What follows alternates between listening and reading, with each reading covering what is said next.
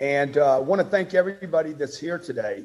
If you don't show up at events like this, one, I don't, and your family and your community doesn't get the example of what it takes to be successful.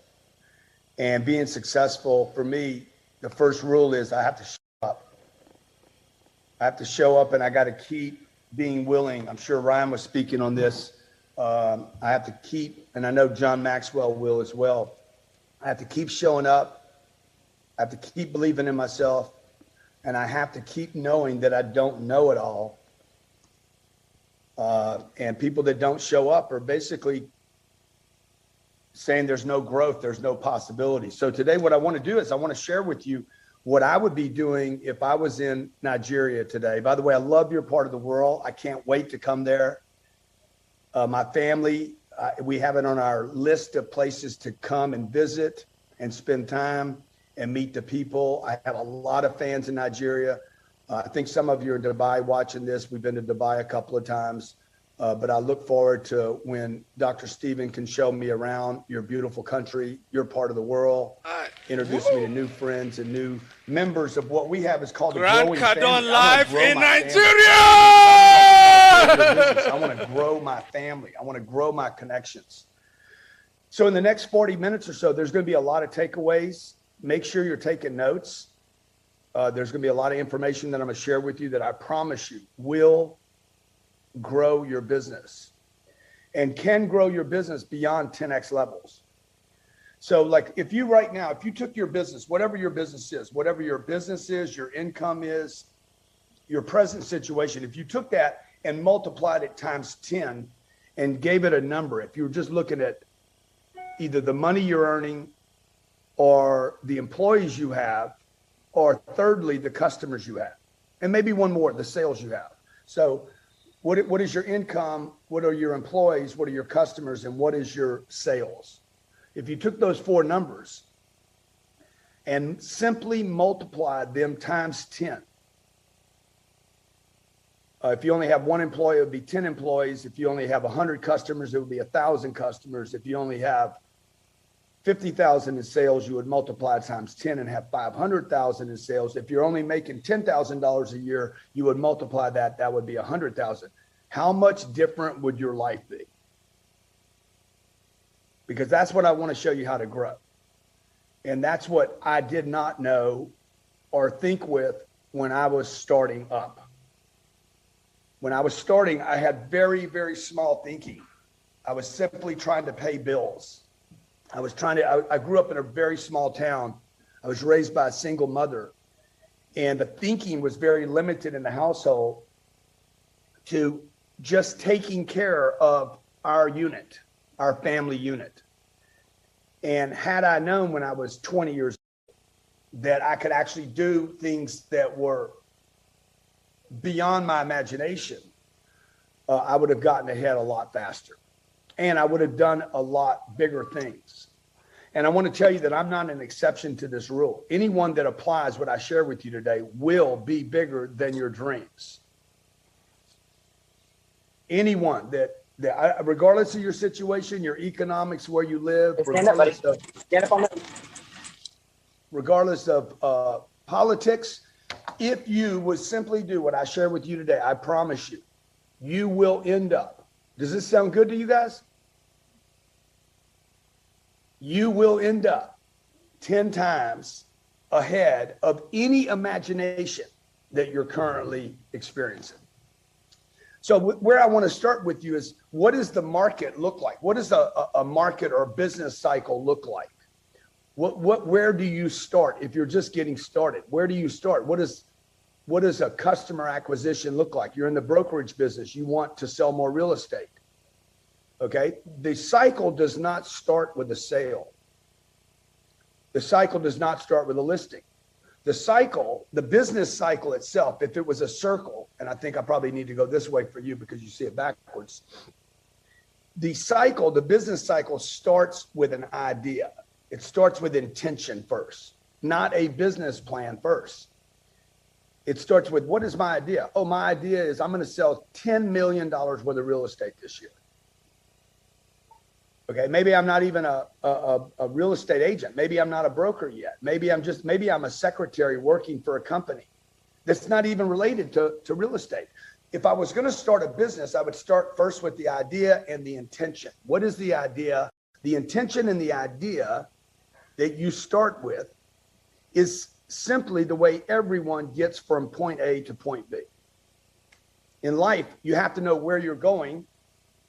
You do this when you go to the grocery store. I'm going to go to the store. I'm going to pick up some food. I know what I'm going to pick up. I'm going to bring it home. Typically, you go to the store and you come home with more than you left home with.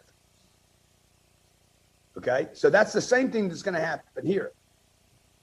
You don't sit at home and you're hungry and you need some food and you're like, I need food right now. You say, okay, I'm going to go to store, get food. Okay? That's being accelerated today because now we can just call the food to be delivered here in America for sure. So number one, start with the idea or the intention. I want to build $1 million business. I want to build a $10 million business. I want to sell 1,000 pieces of, I want to be involved in 1,000 transactions this year. First, the idea and the intention. And along with that, I'll be sharing like 5 different steps that you want in this cycle. In that, you want to know why. Why do I want to do that? Why would I want to sell so much property? Why would I want to make more money? Why would I want to build a big team? And let me just say this to you. This is the one thing today that you really don't have a choice on. I've been in business now for 35 years. The biggest single mistake I have made in my career was always the same mistake, thinking too small. You have to scale your business. You cannot think about a small business. If the business stays small, it will cease to exist. At the age of 18, I read my first money book. And that started opening me up to the fact that it is possible to make it legitimately. You can do it. Do not let anybody deceive you otherwise. The only reason they will tell you it's not possible is because they want to enslave you and keep you on the ground. And the time is over. Let's do something different. Let's make a change. And we can do it. And we've started. And I need you on that journey. Who is going with me? Come on! To that, we owe Dr. Stephen a thank you for putting on this event, for making it happen, for really investing in the community. It's really inspired me and motivated me to want to build wealth, invest, and really take my business to a next level. Take away from this festival is just listening to everyone's story. And so far, everyone's story has really been very impactful. All this designer on my body got me drip, drip, yeah, straight up. But I'm very excited to speak to you all today, to talk to you about my life, my career, and how I sell over $1 billion in real estate every single year. And this year, I think we'll do 2 billion closed. So it's very, very busy and it is very active. Now, for those of you who don't know me, I am the CEO and founder of Serhant, which is the newest and most exciting real estate firm in the United States. We're based in New York City. But I spent the last 12 years growing my career from a struggling actor. That's why I moved to New York in the first place, because I wanted to do theater. I wanted to do Broadway, and it didn't work out. And I ran out of money, and I had to get a job. And instead of being a bartender or a waiter or getting some sort of temporary work, I got my real estate license because a friend told me to. And this was in 2008. And my friend said, if you get your real estate license, you can be an entrepreneur. You can be your own boss. You can be your own CEO. You can do whatever you want all day long. You answer to no one. So if you want to sell one house and then do whatever you want the rest of the month, go for it. If you want to sell 1,000 houses and just be the best in the business, you can do that too. And I didn't really want to sell 1,000 houses at the time. I just wanted to pay my rent. I just wanted to pay my bills. And I was 24 years old. But I became addicted to the business. I became addicted to the game. I became incredibly excited at the idea that the harder I worked, the luckier I became. I would work even harder and I would get even luckier. Then I'd work even harder and I would get even luckier. And I learned the process of how to sell real estate, how to sell anything, and how to build a sales career. And pretty quickly, I became the #1 real estate agent in the world. I led the #1 sales team in New York City for multiple years in a row. And I've now written books. I have TV shows. If you follow me on social media, on Instagram or on YouTube, my company has the most followed and subscribed to real estate brand in the world. And we sell that way. But when I started my career in sales, it was like I was given keys to a nice, shiny new car, but I had no idea how to drive it. I was really excited. It was beautiful. This is amazing. I've been waiting my whole life for something this cool. But what do I do? If I get in, am I going to kill somebody? Am I going to crash and burn? I don't want to wreck the car, so maybe I don't even use it. And it was clear that a career in sales could take me places, but I had no roadmap. There's no training. There's old training, but it didn't help whatsoever. And so for me, it was trial by error, followed by more trial by error. And then, wow, that went well. That deal worked. Only to find myself then lost again the next day. And so my first couple years in the real estate business were very much a roller coaster. I would do it, I'd feel excited on Monday, and then by Friday, I would work and be excited and then sad, and then excited and then sad. And I wanted to figure out a way and I remove the roller coaster from the business so I could just go up, no matter what the market does, no matter what the government does, no matter what my clients do. I just want to be on an upward trajectory. But to do that, I have to really hone my skill.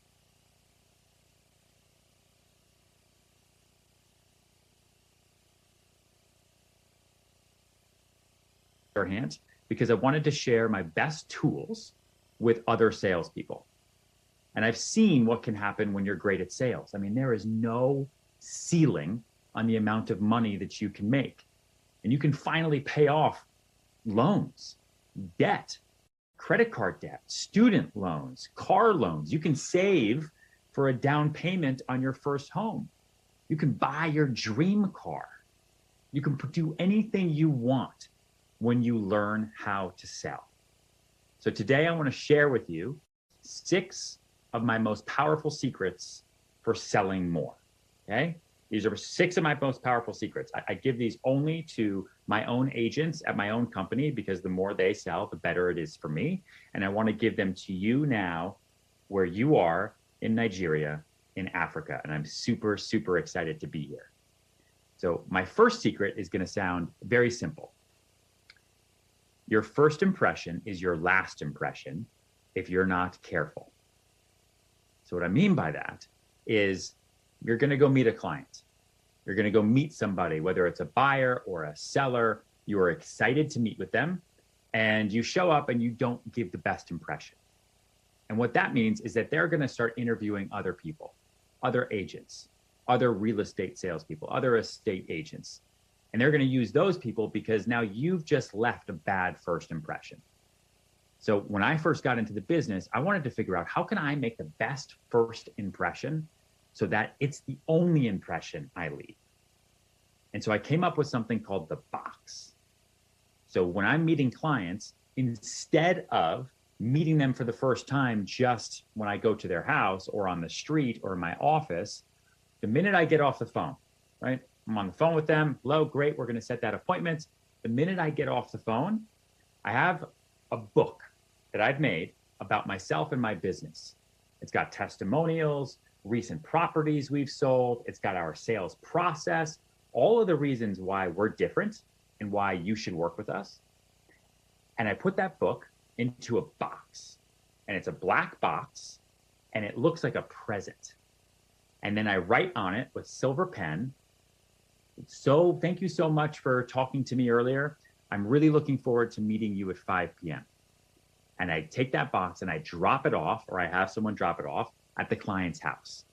So when the client comes home from work, or they get that ring on their doorbell. They wonder, what's that? They open up this box. It looks like a gift. They open it up, and it's a book from me already. So before I even show up the next day or that evening or whenever you set that appointment, my first impression is already that I am prepared. I am on top of it. I am ready to go. And I send that book in the box. And it's a way that we can stand out from the crowd. Work on your handwriting to make sure that it looks sophisticated and high end. It just needs to represent who you are, right? You can put candy in there. It can be a pen. It can be a notebook with your logo. It can be anything. But make sure your first impression is solidified before you ever even walk into the room. That's super important. Probably one of the most important things I do before I go on any sales pitch. I make sure my first impression is there before I get there, okay? And remember, your first impression is your last impression if you're not careful and if you're not smart about it. We are in sales. This right here, this is my office. I am my walking first impression, my walking office. We're not bankers. We're not meeting at a bank, right? We don't sell computers. We don't have that product right in front of us. We are selling ourselves. Make sure everybody, because we are first in the race. So that's secret number one. And most people think it's common sense, but then they just don't do it. And then they wonder why they're not as successful for the rest of their career. So try that one. The Global Wealth Festival has been the ultimate destination for wealth creation knowledge for years. We've had gurus like Ryan Serhant, Grant Cardone, John Maxwell, Dan Locke, and Brian Tracy. These are the minds that have graced our Global Wealth Festival stage. But it's not just about the names, it's about the knowledge, the inspiration, the life-changing connections you make. Imagine yourself in that crowd, surrounded by like-minded individuals, hungry for success, learning from the best in the business, and discovering new opportunities. This is your chance to be part of something extraordinary. The Global Wealth Festival is back again. Are you ready to rewrite your story? Tickets are selling fast. Visit www.stephenakintayo.com/GWFUSA to get your tickets now.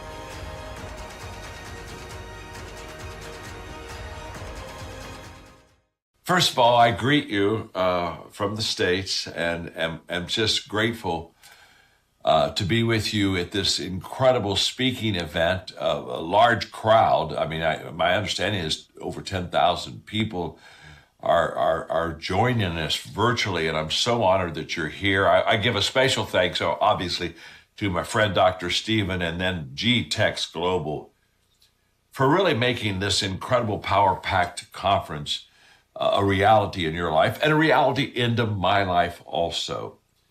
And I just so respect what you're doing as real estate people. And I speak to a lot of companies in the area of real estate. And I just am honored to be with you today. And I hope that what I share with you now will just bring incredible help and value to you, because I certainly want to serve you. I certainly want to serve Dr. Stephen, I want to serve GTEX very much. So I want to talk to you about the 5 essentials of leadership, okay? This is my world. Leadership is my world. When I held this book up a moment ago, Developing the Leader Within You 2.0, excuse me, this book was first written in 1981. And this was the first book on leadership to say that you could develop yourself as a leader, that you could improve yourself, that, you know, up until that time, honestly, people kind of thought that leaders were born. And so they would, they would kind of say, well, if you're born a leader, you get a lead. And if you weren't born a leader, I guess you follow. And so when I wrote the book, I just so desperately wanted to help people know how to grow themselves as a leader. And let me tell you why. I wrote another book called The 21 Irrefutable Laws of Leadership. And I'll use as a foundation for my talk with you today 2 of those laws, okay? There are 21, so you get 2. And the first law is what I call the law of the lid. And the law of the lid just simply says how well you lead determines how well you succeed. So now let's talk about real estate for a moment. I know what you do. You show properties, you help to sell properties, you help people find homes, you help people find places for offices. You do a very honorable good work. So the question is, how do you get to the top of the real estate market? How do you excel in your business? And my answer is you excel in your business by, first of all, knowing real estate and being good in real estate, obviously. But the tipping point for you is going to be not your real estate experience, but your leadership experience. How well you lead people is life-changing. Everything rises and falls on leadership. That's true in business, that's true in education, that's true in government, that's true in religion. Everything rises and falls on leadership. I have carried that message around the world for 40 years.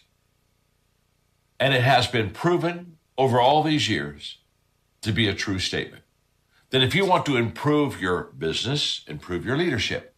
In fact, the law of the lid, how well you lead determines how well you succeed, can be visually taught. And I want to do that with you right now, if I can.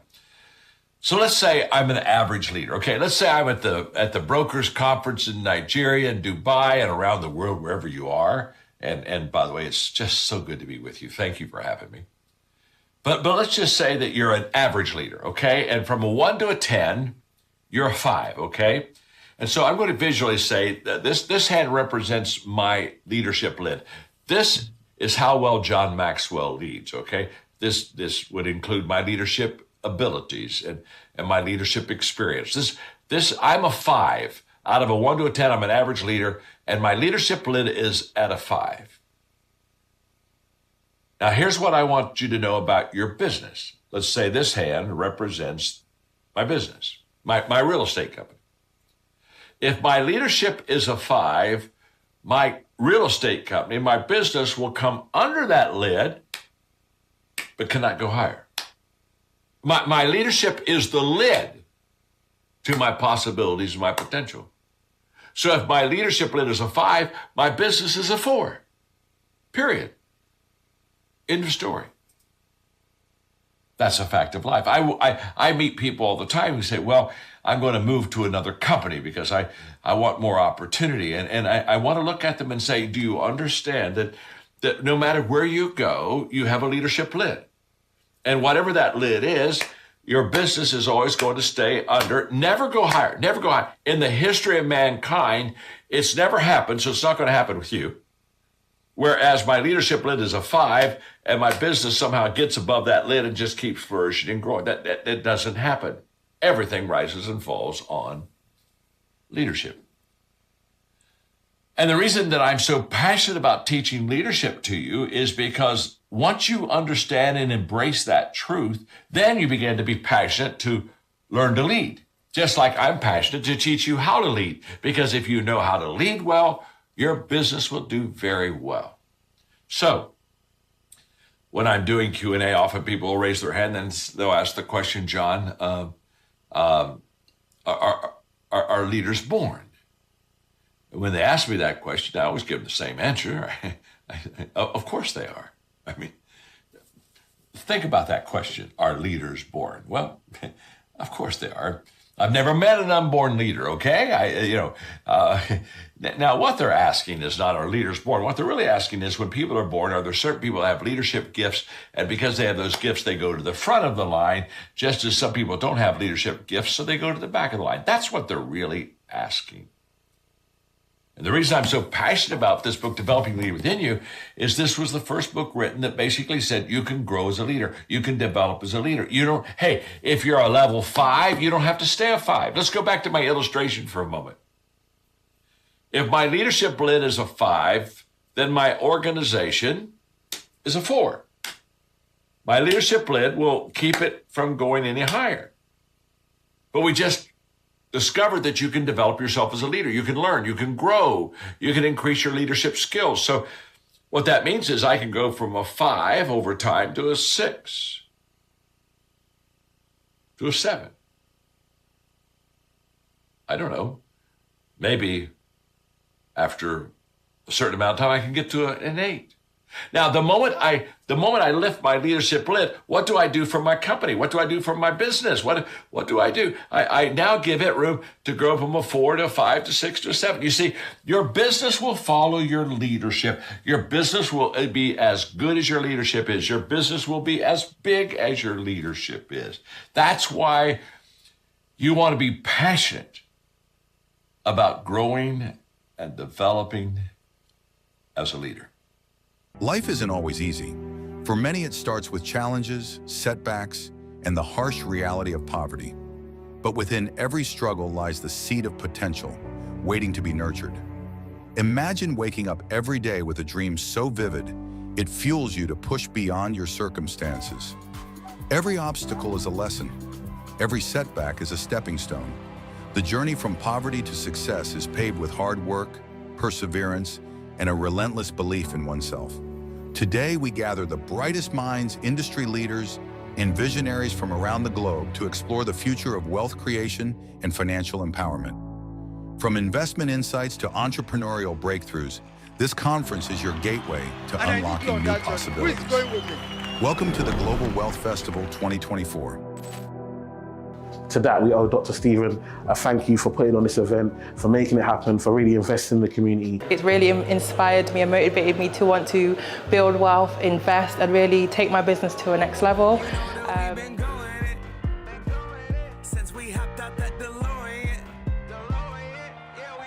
Visit www.stephenakintayo.com/GWF USA to book your site now. I want to tell you a story. Many years ago, when I was young and poor and broke, and I was going from job to job to job, I started to read about people who became financially successful, and of course, people who became millionaires. So one day I decided I'm going to be a millionaire as well. And I didn't realize, but when you make a decision like that and you define it clearly, you program it into your subconscious mind. And your subconscious mind, which is the seat of the law of attraction, begins to attract into your life people and opportunities to make this a reality. So small changes began to take place in my life. I began to work more productively. And as you know, many years later, I wrote Eat That Frog, but I've also written 10 other books on personal productivity. I began to set goals. I began to upgrade my skills, and every little change in income. Within 5 years, I was a millionaire. I couldn't believe it. Now, here's something that I learned, is that the first million is hard. It's very difficult to achieve, but the second million is almost automatic. Almost automatic, because it's sort of like playing a game of chess, and you've never played before, so you learn how to do it, and you just become better and better and better, and it becomes easier and easier for you to win in the game. And so what I found was that Jim Rohn, my friends used to say that becoming a millionaire is not what is most important. Or having $1 million, he said, it's becoming a millionaire because it changes your personality completely. And you may lose the money. And many millionaires, the statistics have been broke 2.4 times or more. And then they just earned it back. There are many billionaires, and a billionaire is 1,000 millions. Is that correct? Yes. It's 1,000 millions. And to become a billionaire is one of the hardest things in the history of the world. Until the last century, there weren't any billionaires. The first billionaire, I think, was John Paul Getty, the oil billionaire. And 10 years later, pardon? John D. Rockefeller. Yes, John D. Rockefeller became a millionaire. And now there are almost 3,000 billionaires in the world, including in Nigeria. And so the first person to earn $1 billion was almost like a miracle. Then the second one is not so difficult. And then the third one is not so difficult. And now the richest man in the world, Jeff Bezos, has a worth of more than $200 billion. $200 billion, which is unbelievable. To become a millionaire with $1 million is 1,000 million, but to have $200 billion in your bank account is just like a miracle. So what happens, it's becoming easier and easier for you to become a millionaire because we are learning how to do it faster and better. And Stephen has become one of the world's experts on becoming a billionaire. He's studied the subject and he found the same thing. At the beginning, it's very hard, but then it becomes a little easier. And if you make $1 million, then the second million is almost automatic because you just do the same things you were doing, but you do more of them and you do them better. You become far more competent. And so that's what we will talk about here. So I was looking at my notes. And we say, where do people become millionaires from? Well, they become in manufacturing, they become in real estate, retail. Everywhere you look, you see businesses. These are all businesses that have created somewhere $1 million or more. And then if they keep creating $1 million, eventually they get to $1 billion, which is quite amazing. So I've looked at my notes here. And we say the key to business success has always been the same. It is to find a need and fill it. So what you do is you find a need that a lot of people have, and then you satisfy that need better than anybody else. It's very simple. So you take Jeff Bezos, for example. Well, where did Jeff Bezos start 17 years ago? Well, he started off delivering books. He drove out, he decided he didn't want to work in New York anymore. So he drove across the country from New York to Seattle, and he set up a little book distribution store in his garage. And what he said is, what is it that people need? Well, people want to buy books, but they don't want to go to the bookstore and find that the book is not available and order the book and pay for it and then go back to the bookstore in a week or 2 weeks. I did this many times. Is if a book was popular, then it would sell out. So you would have to put in an order. And then you'd have to go back in 2 weeks when the order was filled. And nobody mailed books at that time. So what Jeff Bezos said is, what do people need? Well, once they see a book and they want that book, then they want to just order the book and have it sent to them, because nobody reads a book the day they buy it. People don't take the book home and begin reading it. So he set up and he began to deliver books. And it was very interesting. He had a deal with the book manufacturers, the publishers. He would advertise for customers. The customers would buy the book through him. He would then give the money to the publishers, and they would mail the book to the reader. And they found that this was very complicated because the bookstores, the publishers were very slow and incompetent and so on. So one by one, he began to do everything himself. He bought the books in bulk. He packaged them. He mailed them. He sent them out. He got people's credit cards. He got the money. And eventually, and then people came to him and they said, what have you got there? He said, well, I distribute books. I give a 30% discount off the price, and I send it. People order the book to me. I send it straight to them. So it's very simple and it's cheap. They save a lot of money. And so people say, well, I have this business or that business. Can you do that for me? And he said, well, sure. You use the same mailing systems, same packaging system and everything else. So today he now has something like 40,000 companies that sell through Amazon, and he sells about $200 or $300 million a year of other people's products. It's absolutely amazing. So he continues to sell books, but they sell everything in the world is also sold through Amazon. millions and millions and millions of products are sold through Amazon. And each of these people pay Jeff Bezos, Amazon, they pay them a commission for sending out the product. And so today, Jeff Bezos is worth $200 billion. That's unbelievable. That's the greatest wealth in the history of the world. So that's how you start off, and you use what we call the 6-year-old child model. Is Einstein said that if you cannot explain your idea to a 6-year-old child, then you probably don't understand it yourself. If you can't explain your goal to a 6-year-old child, well, you can't explain it to yourself. That means that you don't understand it yourself. So what you do is imagine a 6-year-old child, and you're going to have to explain your business to the 6-year-old. And the 6-year-old should understand it and be able to go home and tell his father or his little brother.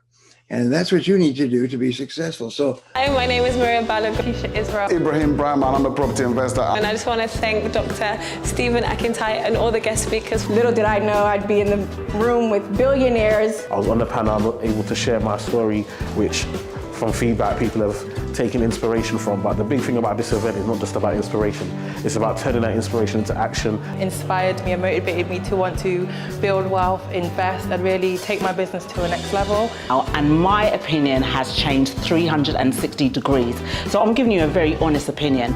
And the reason why, because the host, Dr. Stephen, he has put on a fabulous event, and every speaker that has spoken into my life. Opportunity, and I appreciate you all so much.